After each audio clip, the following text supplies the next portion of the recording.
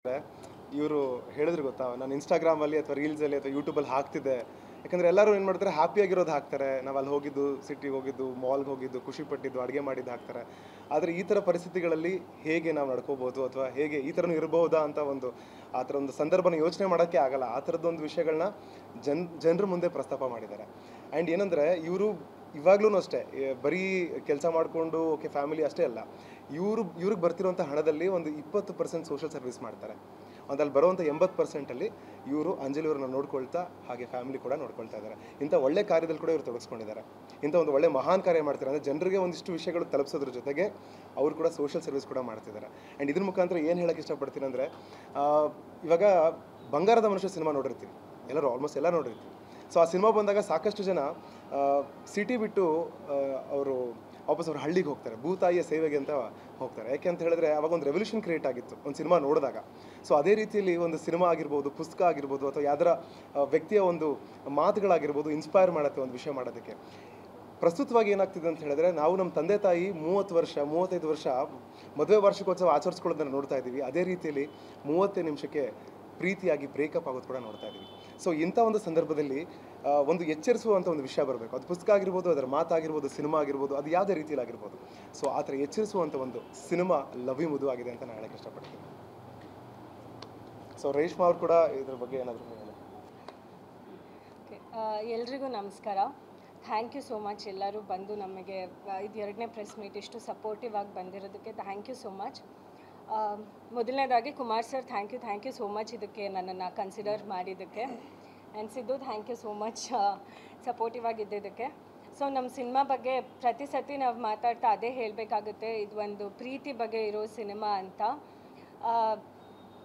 ಅಂದರೆ ಏನು ಡಿಫ್ರೆನ್ಸು ಎಲ್ಲ ಲವ್ ಸ್ಟೋರಿಗೂ ನಮ್ಮ ಸಿನಿಮಾಗೂ ಅಂತ ಹೇಳಿದ್ರೆ, ನಾವು ಇಲ್ಲೇ ನೋಡ್ದಂಗೆ ಇವ್ರ ಸ್ಟೋರಿನೇ ನಾವು ಮಾಡ್ತಿರೋದು. ಸೊ ಪ್ರತಿಯೊಬ್ಬರ ಜೀವನದಲ್ಲೂ ಪ್ರತಿಯೊಬ್ಬರ ಅಂದರೆ ಎಲ್ಲ ವಿಷಯದಲ್ಲೂ ನಮಗೆ ಚಾಯ್ಸ್ ಅಂತೂ ಬಂದೇ ಬರುತ್ತೆ. ಅದು ಕರಿಯರ್ ಆಗಿರ್ಬೋದು, ಅಥವಾ ಲೈಫ್ ಆಗಿರ್ಬೋದು, ಅಥವಾ ಪ್ರೀತಿ ಆಗಿರ್ಬೋದು.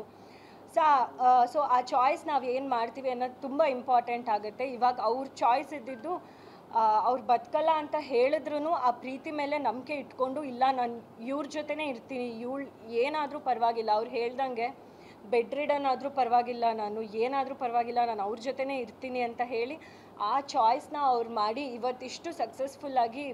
ಅಂದರೆ ನಾವು ಹೇಳ್ತೀವಿ ಸಿನಿಮಾದಲ್ಲಿ ಅಷ್ಟೇ ನೋಡಿರ್ತೀವಿ, ಡಾಕ್ಟ್ರು ಹೇಳಿದ ತಕ್ಷಣ ಏನೋ ಮಿರಾಕಲ್ ಆಗುತ್ತಾ, ಪ್ರೀತಿಯಿಂದ ಬದುಕ್ಬಿಡ್ತಾರಾ ಅಥವಾ ಪ್ರೀತಿಯಿಂದ ಏನೋ ಒಂದು ಆಗಿಬಿಡುತ್ತಾ ಅಂತ. ಸೊ ಮೇ ಬಿ ಅದು ಇಲ್ಲಿ ನಿಜ ಆಗಿದೆ ಅನಿಸುತ್ತೆ. ಪ್ರೀತಿಯಿಂದನೇ ಅವ್ರನ್ನ ಬದುಕಿಸ್ಕೊಂಡಿದ್ದಾರೆ ಆ್ಯಂಡ್ ಇಷ್ಟು ಖುಷಿಯಾಗಿದ್ದಾರೆ ಇವತ್ತಿಗೆ. ಸೊ ಈ ಥರದ್ದು ಜೀವನದಲ್ಲಿ ನಮ್ಮೆಲ್ರಿಗೂ ಪ್ರತಿಯೊಬ್ಬರಿಗೂ ಒಂದು ಪ್ರೀತಿ ಬೇಕು ಅಂತ ಅನಿಸುತ್ತೆ. ಸೊ ನಮ್ಮ ಸಿನಿಮಾ ನೋಡಿದಾಗ ಮೇ ಬಿ ಎಲ್ರಿಗೂ ಅದು ಒಂದು ಮನಸ್ಸಲ್ಲಿ ಒಂದು ಭಾರ ಅಂತ ಉಳ್ಕೊಳ್ಳುತ್ತಲ್ಲ. ಅಂದರೆ ಹೌದು, ನಾವು ಲೈಫಲ್ಲಿ ನಾವು ಏನೋ ಕಳ್ಕೊತಿದ್ದೀವಿ ಅಂತ. ಬಿಕಾಸ್ ನಾವು ಬರ್ತಾ ಮೇ ಬಿ ತುಂಬ ಮಟೀರಿಯಲಿಸ್ಟಿಕ್ ಆಗ್ತಾ ಇದೆ. ನಾವು ಅಂದರೆ ತುಂಬ ಲಕ್ಸುರಿ ಥರ ನೋಡೋಕ್ಕೆ ಸ್ಟಾರ್ಟ್ ಮಾಡಿದ್ದೀವಿ ಪ್ರೀತಿನ. ಅಯ್ಯೋ ಅದೇನು ಇದೇನು ಅನ್ನೋ ಥರ. ಬಟ್ ನಂಗೆ ಅನಿಸುತ್ತೆ ತುಂಬ ಬೇಸಿಕ್ ಅಂತ.